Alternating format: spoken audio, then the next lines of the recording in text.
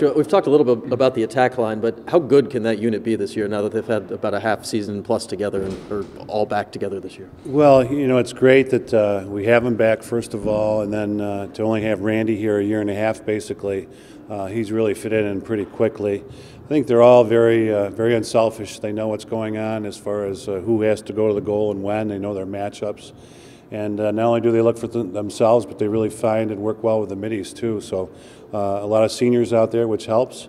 It won't help next year, but it helps this year, and we look forward to getting them out there. Speaking of the middies, you said a couple weeks ago when practice started, the lines were starting to come together. Now 2 weeks in, where's that group at? Well, I think that the seniors are doing really well. So you've got Lucky and Schoolmaker, Galasso, even some of the guys who came in. Barber's doing well. Nikki Weston.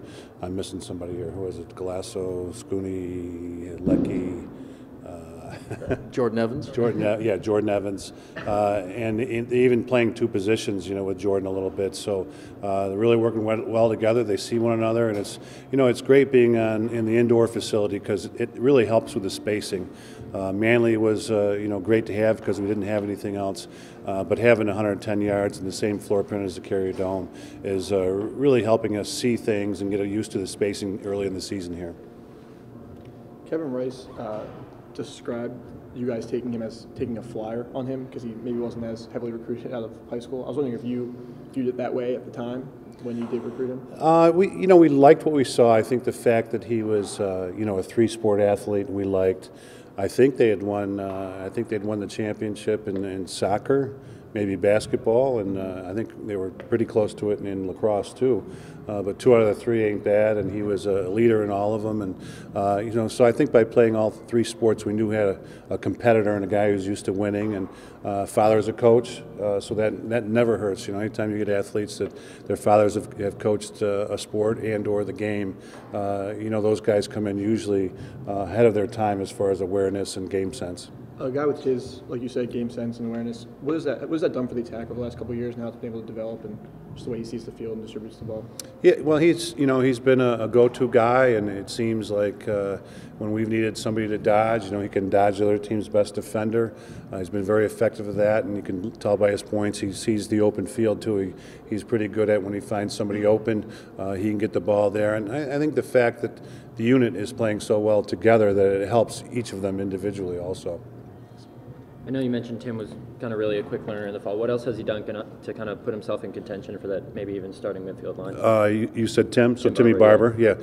Well, he's done great. I think that he's picked things up so quickly, which is unusual. And like Randy Statz coming from OCC, and another one of Chuck Wilbur's guys. He's fit in quite nicely, and the fact that he's running with those groups, almost equally.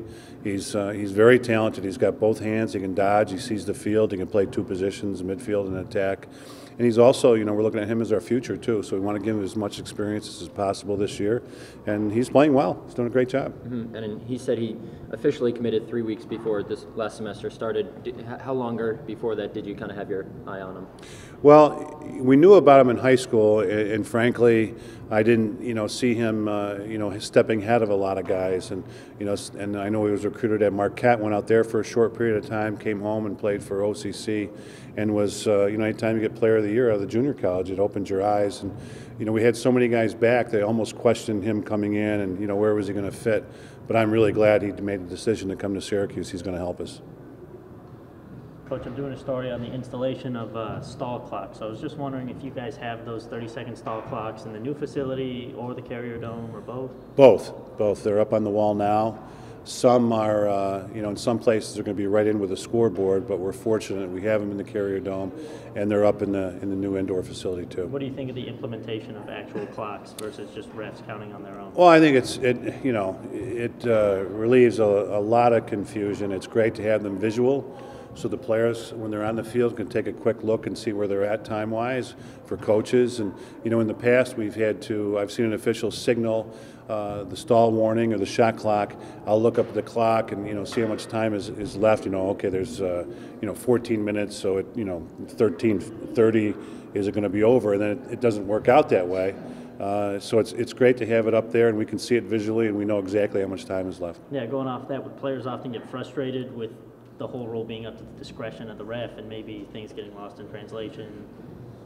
Yeah, well, I think it just clears it all up right now, and the players can look up, see how much time is left. And before, even though we've practiced with it, you can't see it, so sometimes you rush your shots when, hey, you might have 8-10 seconds left to get a better shot. So I think it's just going to clean the whole thing up. Has it